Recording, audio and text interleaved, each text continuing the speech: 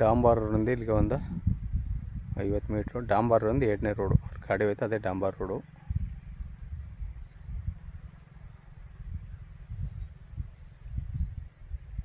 ಅಲ್ಲಿಂದ ಒಂದು 50 ಮೀಟ್ರು ಡಾಂಬಾರಿಂದ 2ನೇ ಜಮೀನು. ಈ ರೋಡ್ಗೆ ಅಟ್ಯಾಚ್ ಆದಾಗೆ 1 ಎಕರೆ 7 ಗುಂಟೆ ಒಂದು ಜೆಂಟರ್ ಪ್ರಾಪರ್ಟಿ ಮಾರಾಟಕ್ಕೆ ಬಂದೆ ನೋಡಿ. ಒಳ್ಳೆ ವಾಟರ್ ಬೆಡ್ ಜಾಗ, ಫುಲ್ ರೆಡ್ ಸಾಯಿಲು. ಒಂದು ಕಡೆ ಫೆನ್ಸಿಂಗ್ ಅದೇ, ಇನ್ನು 3 ಕಡೆ ತಗೊಂಡವ್ರು ಹಾಕಬೇಕು.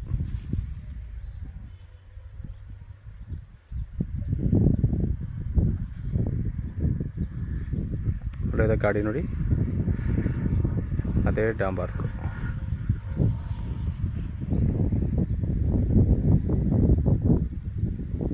ಇದು ಬೋರ್ವೆಲ್ ಇಲ್ಲ, ಪಕ್ಕದವರು ನೀರು ತಗೊಂಡು ಬಾಳೆ ಹಾಕಿರೋದು. ಜನರಲ್ ಪ್ರಾಪರ್ಟಿ 1 ಎಕರೆ 7 ಗುಂಟೆ. ಟೋಟಲಿ 30 ಲಕ್ಷ ರೂಪಾಯಿ ಬರ್ತದೆ. ವ್ಯಾಪಾರ ಕೂತಿದೆ, ನೆಗೆಸಬಲ್ ಆಗುತ್ತೆ ನೋಡಿ.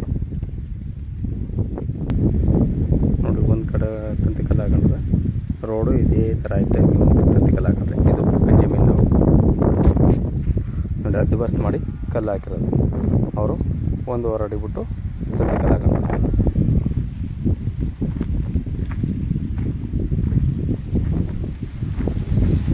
ಪಕ್ಕದಲ್ಲಿ ಆಗ್ಬಿಟ್ಟು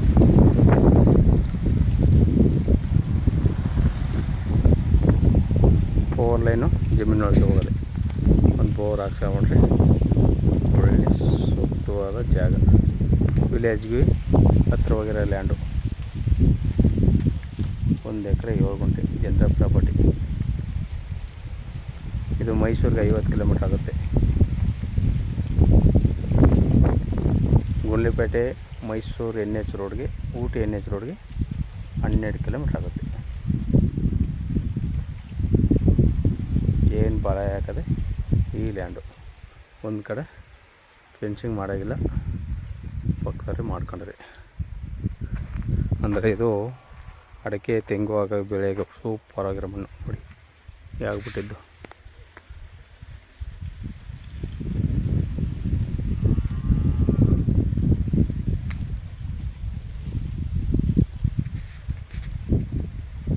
ಫುಲ್ ರೆಡ್ ಸಾಯಿಲು.